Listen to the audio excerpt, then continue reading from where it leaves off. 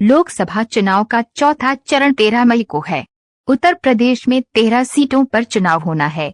उसी में एक सीट है अकबरपुर लोकसभा। अकबरपुर लोकसभा मोदीमय भारत में लगातार 2 बार इस सीट को जीतने में कामयाब रही है। यहां से भाजपा ने अपने निवर्तमान सांसद देवेंद्र सिंह भोले पर अपना विश्वास दिखाया है, लेकिन इस बार वहां इंडिया गठबंधन के प्रत्याशी राजाराम पाल से उन्हें कड़ी टक्कर मिल रही है। टक्कर का आलम ये है कि लोग जमीन पर कहना शुरू कर चुके हैं कि अयोध्या में राम आए हैं तो अकबरपुर में राजाराम पाल आएंगे। राजाराम पाल इस लोकसभा को पहले भी 2 बार जीत चुके हैं। राजाराम पाल के इस बार कई कारणों से देवेंद्र सिंह भोले पर हावी हैं। 1.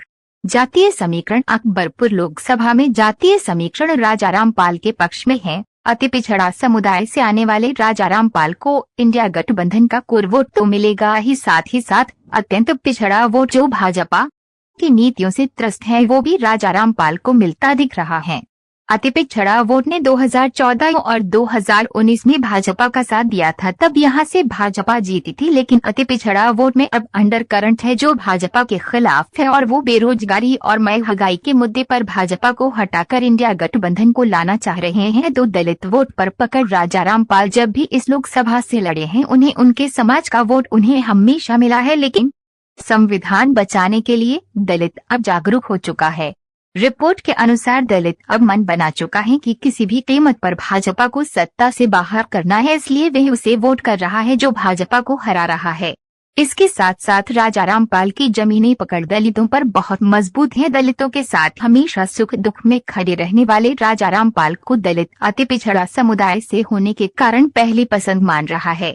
दलितों के वोट का राजाराम पाल की तरफ झुकाव इंडिया गठबंधन को अकबरपुर लोकसभा में मजबूत बना रहा है। दलितों पर लगातार बढ़े अत्याचार और संविधान बचाने का आह्वान राजाराम पाल के पक्ष में जा रहा है, इसलिए ये कहा जा रहा है कि इस बार भोले पर राजाराम भारी पड़ते दिख रहे हैं। 3. भाजपा के प्रत्याशी की नकारात्मक इमेज। लगातार 2 बार से सांसद रहे भाजपा के देवेंद्र सिंह भोले की लोकसभा में इमेज बहुत नकारात्मक है। लोगों का आरोप है कि भोले सिर्फ चुनाव लड़ते हैं, जीतते हैं और उसके बाद कभी मिलने तक नहीं जाते हैं और नहीं कोई काम करते हैं। साथ ही साथ ग्राउंड रिपोर्ट में लोगों ने बताया कि देवेंद्र सिंह भोले की इमेज दलित और ब्राह्मण विरोधी भी है, इसलिए सरल और सहज राजाराम पाल ब्राह्मणों को भी सांसद के रूप में ज्यादा शायद पसंद आ रहे हैं। 4. बसपा का ब्राह्मण प्रत्याशी। बसपा इस बार अकेले चुनाव लड़ रही है। अकबरपुर पर से उसने ब्राह्मण चेहरे पर दांव खेला है। मैदान में राजेश द्विवेदी को उतरा है। अब बसपा प्रत्याशी की जमीनी रिपोर्ट ये कह रही है कि बसपा के कोर वोट के साथ साथ ब्राह्मण वोट भी राजेश द्विवेदी को जा रहा है। जितना ब्राह्मण वोट बसपा में जाएगा नुकसान सीधा भाजपा को होगा, इससे फायदा राजाराम पाल को ही होने वाला है। 5. पीडीए का नारा प्रभाव डाल रहा है। अखिलेश यादव का पीडीए नारा भी अपनी अहम भूमिका निभा रहा है। भाजपा और बसपा ने ठाकुर और ब्राह्मण प्रत्याशी को मैदान में उतरा है, इसलिए पीडीए के नाम पर राजाराम पाल को भी जनता अपनी पसंद मान रही है और झुकाव राजाराम पाल की तरफ सब कुछ भूलकर ज्यादा है। अकबरपुर में लगातार जारी इस संघर्ष में ये तो कहा जा सकता है कि लड़ाई दमदार है, जनता मोदीमय नहीं है।